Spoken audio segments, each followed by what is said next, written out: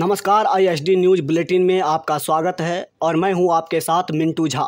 तो बात करेंगे कुछ प्रमुख खबरों को लेकर, जिसमें पहली खबर सुप्रीम कोर्ट से है। कर्नाटक के शिक्षण संस्थानों में हाई कोर्ट की ओर से हिजाब पहनने पर रोक के फैसले को चुनौती देने वाली अर्जी पर आज सुप्रीम कोर्ट में सुनवाई हुई। इस दौरान शीर्ष अदालत में जजों और वकीलों के दिलचस्प बहस देखने को मिली। जस्टिस हेमंत गुप्ता ने केस की सुनवाई के दौरान एक वकील से कहा कि इस मामले में आप अतार्किक नहीं हो सकते। क्या राइट टू ड्रेस के साथ राइट टू अनड्रेस भी शामिल है? इस पर वकील देवदत्त कामत ने कहा, कोई भी स्कूल में अनड्रेस नहीं हो रहा। इस पर जस्टिस गुप्ता ने कहा, समस्या यह है कि एक समुदाय के लोग हिजाब पहनने की मांग कर रहे हैं, वहीं दूसरे समुदाय के लोग ड्रेस कोड का पालन कर रहे हैं। दूसरे समुदायों के छात्र यह नहीं कह रहे कि हम यह पहनना चाहते और यह नहीं। बहस के दौरान वकील कामत ने कहा कि बहुत से छात्रा क्रॉस और रुद्राक्ष पहनकर आते हैं। इस पर जज ने कहा कि ये चीजें शर्ट के अंदर पहनी जाती है, कोई भी शर्ट उतार कर या नहीं देखता कि छात्र ने रुद्राक्ष पहन रखा है या नहीं। जस्टिस हेमंत गुप्ता और जस्टिस सुधांशु धूलिया ने कहा, आपके पास धार्मिक अधिकार हो सकता है और उसे आप अपने मुताबिक मान सकते हैं, लेकिन क्या आप इस मान्यता को स्कूल तक ले जा सकते हैं जब सभी बच्चों के लिए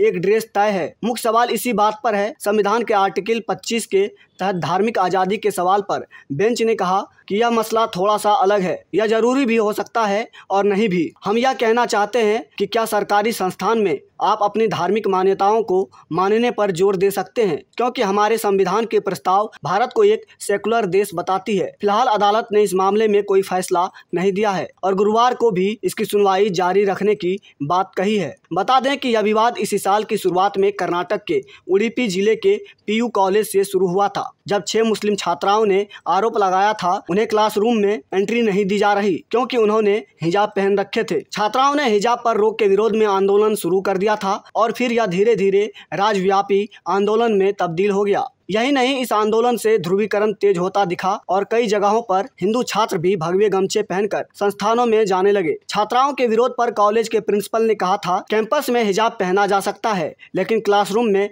एंट्री से पहले इसे उतारना होगा। लंबे विवाद के बाद मामला हाईकोर्ट पहुंचा था, जिसने शिक्षण संस्थानों के फैसले को सही मानते हुए हिजाब पर बैन जारी रखने का आदेश दिया था। सुप्रीम कोर्ट ने हिजाब मामले की सुनवाई गुरुवार 11:30 बजे तक के लिए टाल दी है। अगली खबर कांग्रेस से जुड़ी है। तमिलनाडु के कन्याकुमारी से कांग्रेस के महत्वाकांक्षी सफर भारत जोड़ो यात्रा की शुरुआत हो गई है। 3570 किलोमीटर की लंबी यह यात्रा 5 महीने में 12 राज्यों से होकर गुजरेगी। राहुल गांधी के साथ कांग्रेस के कई वरिष्ठ नेता इस यात्रा में भाग ले रहे हैं। यात्रा शुरू करने से पहले राहुल गांधी पूर्व प्रधानमंत्री राजीव गांधी के शहीद स्मारक पर पहुंचे और उन्हें श्रद्धांजलि दी। यात्रा के दौरान राहुल गांधी के साथ राजस्थान के CM अशोक गहलोत और छत्तीसगढ़ के मुख्यमंत्री भूपेश बघेल भी मौजूद थे। योजना के मुताबिक यह पद यात्रा 2 सत्र में चलेगी। पहली शिफ्ट में सुबह 10:30 बजे से यात्रा शुरू होगी और दोपहर में 3:30 बजे।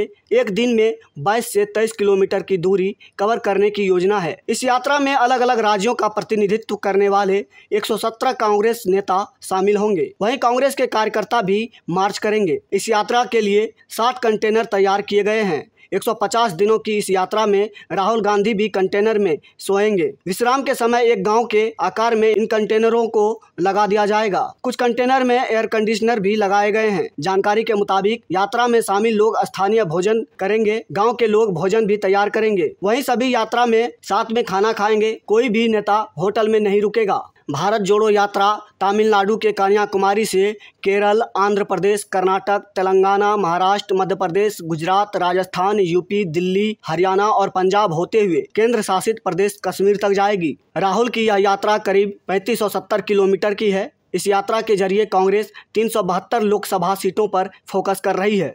यात्रा को सफल बनाने और लोगों की भीड़ बढ़ाने के लिए कांग्रेस ने 3 स्तर पर प्लानिंग की है। पहला, भारत यात्री। इसमें कन्याकुमारी से लेकर कश्मीर तक राहुल गांधी के साथ 100 लोग रहेंगे। कांग्रेस ने इसका नाम भारत यात्री दिया है। इनमें पार्टी के वरिष्ठ नेताओं और फ्रंटल ऑर्गेनाइजेशन के सदस्य रहेंगे। दूसरा, अतिथि यात्री है, जिसमें जिन राज्यों में भारत जोड़ो यात्रा की टीम नहीं जाएगी, उन राज्यों से 100 लोग कांग्रेस के इस यात्रा में शामिल होंगे। इन्हें अतिथि यात्री का दर्जा दिया गया है। इनमें बिहार, बंगाल और पूर्वोत्तर भारत से आने वाले नेताओं को जगह दी जाएगी। सिविल सोसाइटी के लोग भी इनमें शामिल होंगे। तीसरा है प्रदेश यात्री। इसमें भारत जोड़ो यात्रा जिन राज्यों से गुजरेगी, उन राज्यों की सीमा में जहां जहां राहुल गांधी जाएंगे, उनके साथ राज्य के 100 लोग होंगे। कांग्रेस ने इनका नाम प्रदेश यात्री दिया है।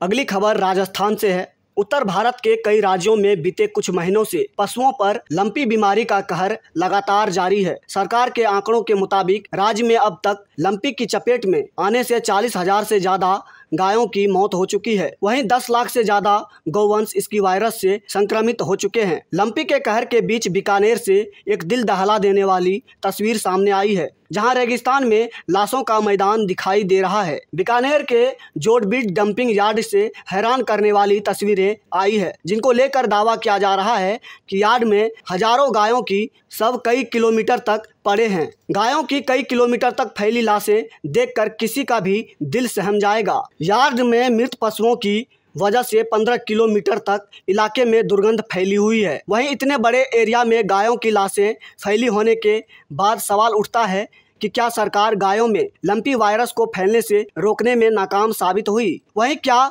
यहाँ पड़े सभी पशुओं की मौत वाकई लंपी स्किन बीमारी से हुई है? इधर तस्वीरें वायरल होने के बाद अब प्रशासन हरकत में आया और बीकानेर नगर निगम ने एरिया की एक रिपोर्ट तैयार करवाई है। बता दें कि 5,646 हेक्टेयर में फैले जोड़बीड़ गिद्ध संरक्षण क्षेत्र के तौर पर विकसित किया गया है, जहाँ मृत गौवंश के शवों का निस्तारण किया जाता रहा। पिछले कई सालों से मृत पशुओं के शवों को यहाँ फेंका जाता है और हर दिन आसपास के गांवों से 100 से अधिक मृत पशु यहाँ आते हैं। इसके अतिरिक्त गौशाला संचालक और आसपास के गांव के लोग भी अपने मृत पशु यहाँ डालते हैं। हालांकि जानवरों की इतनी बड़ी संख्या में शव होने से आसपास के इलाकों में रहने वाले लोगों को अब काफी परेशानी का सामना करना पड़ रहा है। वहीं बीकानेर की आंकड़ों की बात करें तो अकेले बीकानेर शहर में 6,000 से ज्यादा गाय लंपी की चपेट में आ चुकी है। वहीं मृत जानवरों की फोटो वायरल होने के बाद नगर निगम हरकत में आया और नगर निगम का कहना है कि हर साल मृत पशुओं के शवों को उठाने के लिए ठेका दिया जाता है, लेकिन फिलहाल रामदेवरा और